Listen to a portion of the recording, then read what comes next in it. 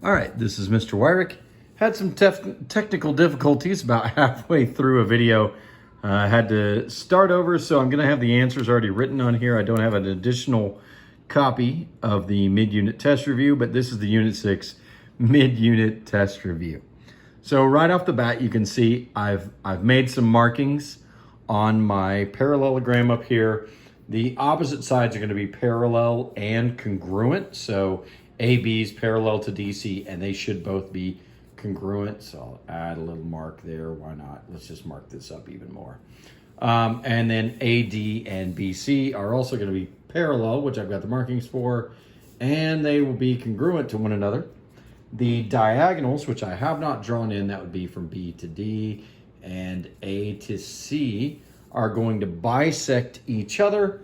And if we have one of those diagonals, it's going to cut this into congruent triangles. You can also add that the opposite angles are going to be congruent. Okay, that'll get us all those properties that we need, other than the consecutive angles are going to be supplementary. They're going to add up to 180 degrees. You can see that's what's going on here with number 1. If angle A is 35 degrees, label each of the other angles in parallelogram ABCD.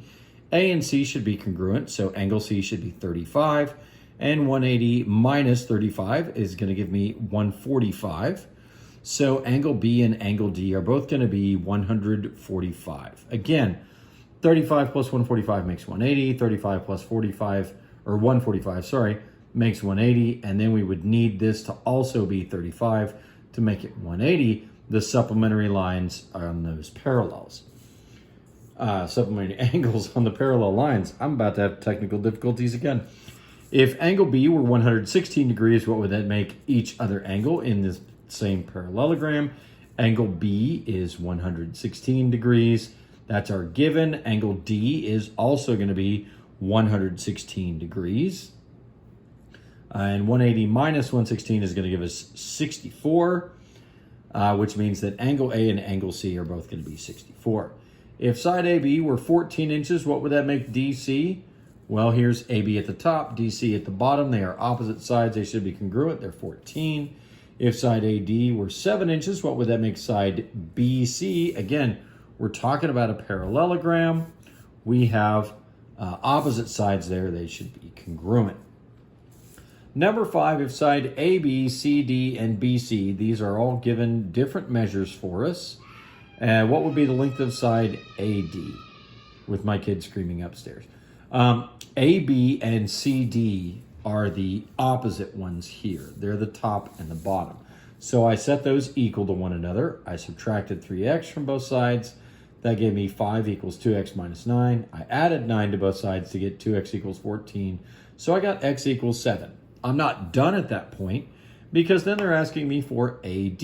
Well, AD is this side. I'm not given any kind of measurement for it, but I am giving a measurement for BC. So BC is x plus 3. I put in the 7 plus 3. I get 10 for BC, which should be the same for AD. Similar kind of thing happening here on number 6. Angle A is 2x plus 10. Angle D is 6x plus 10. What would be the measure of angle B? So in this case, A and D have to add together to be 180. They are consecutive angles. They are going to be supplementary. So that makes 8x plus 20 equals 180. I subtract 20 from both sides. I get 8x equals 160. I divide by 8. That gives me x is equal to 20, which means when I put that back in for angle D, because remember D and B are the same, then I get 6 times 20, which is 120, plus 10 is 130. Then I move on to question 7. Questions 7 and 8 have a different figure, and it's a rectangle. It has some Greek letters on it. It's kind of fun. Angle A is 90. This figure is a parallelogram. What would that make each of the other angles? If one angle in a parallelogram is a right angle, all of the angles in the parallelogram are a right angle. So This is a rectangle. All of them are 90 degrees. I guess I can draw in the degrees. Still writing things. Number 8, if the distance from A to O is 6, I filled that in. The distance from O to delta is 3x minus 3, filled that in as well. What is the value of x in the distance from B to delta? Again, on something like this, you can see the diagonals should be congruent. That's one of the things about rectangles, is that those diagonals are actually congruent to one another, not just bisecting. So both halves of it would be 6. That means that on this other diagonal, both halves would be 6. So if this one's 6 and this is 3x minus 3, those are equal. 3x minus 3 equals 6. We end up with 3x equals 9 and x is equal to 3. The distance of the full diagonal is going to be 12 units of some sort. I didn't really get specific. Assume that each of these shapes, we have a pentagon, a hexagon, and an octagon. And you can see I messed up my calculations there. Find the sum of the interior angles, the measure of each interior angle, and the measure of each exterior angle. For the interior angles, I'm going to get the whole thing first. So n minus 2 times 180 gives me the sum of all those interior angles. 5 minus 2 is 3, so I took 180 and multiplied by 3 and got 540. So the pentagon is 540. I added 180 to that. That's 8, 9, 10, 11, 12, 5, 6, 7, 720 degrees for my hexagon. And then I just added 180 to get 900, but then realized I need to add 180 again because there's 2 going from 6 to 8. So this is 1080 degrees for the octagon. To get my measure of each interior angle, I divided by the number of sides, which is what I'm indicating here. 540 divided by 5, that's 108. So the pentagon, each interior is 108 degrees. 720 divided by 6, that's 120 degrees on the hexagon. And then for the octagon, 1 here, and then 3 for 24, leaving 4 over, so 5.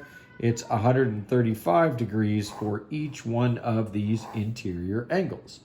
The exterior angles are made by extending the side in a straight line and continuing to do that all the way around the shape, as I'm kind of demonstrating here. Now, no matter what's going on with the shape, they should always add up to 360. But if I'm going to find each one, again, I'm just dividing by the number of sides. So 360 divided by 5 is going to give me 72. 360 divided by 6 gives me 60 degrees. And 360 divided by 8 gives me a nice 45-degree angle. Okay, number 10. What are the properties of a rectangle that set it apart from other parallelograms? Again, we have the opposite sides that are parallel and congruent. It's not as important on this. The ones that are going to set it apart, all 4 angles are going to be 90 degrees, or the diagonals are congruent to one another, not just that the diagonals bisect each other. Number 11, what are the properties of a rhombus that set it apart from other parallelograms? We have the diagonals. This is where I made it to last time. And now I'm messing up my writing. Diagonals. So the diagonals are going to bisect the angles. That's new. That's different. The diagonals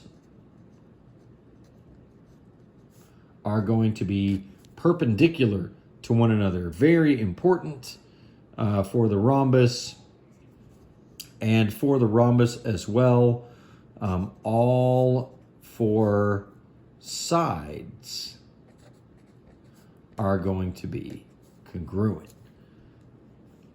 Okay, and if we have a combination of these two, the rectangle and the rhombus, if it's a rectangle and it's a rhombus, that means it's a square. How many parallelograms have diagonals that meet at a 90-degree angle. That's a bit misleading. I shouldn't have said parallelogram. Should have said quadrilateral. So the quadrilaterals that have diagonals that meet at a 90-degree angle, meaning they are perpendicular, if you do see that symbol, the rhombus, which means the square is also going to have that, and we will see this in the kite. Even though the kite is not a parallelogram, it should be a quadrilateral. So hopefully that'll get you through your test on Wednesday. If you're stuck on anything, do, kind of save that information, tuck it away, write it down somewhere on your review so that you can ask as I'm handing you out the test, and we'll see you back on Wednesday.